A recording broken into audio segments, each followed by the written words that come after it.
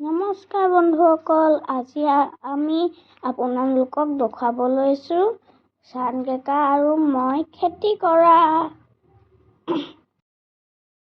চান কেকাই কোৰ মাৰি দিছিলে আৰু আব্বাই কোমল কৰি দিছিলে সেইখিনি।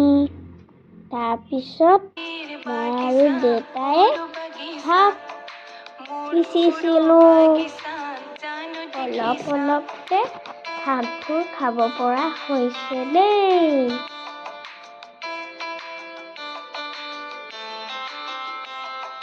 সৰু সৰু কোৰেৰে নিজে কোৰ মাৰো, সৰু সৰু খন্তিৰে নিজে চাফ কৰো।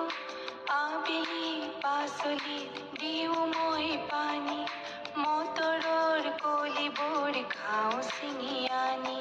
পাচলিৰ বাগিচা, সৰু বাগিচা, মোৰ সৰু বাগিচা জানো দেখিছা।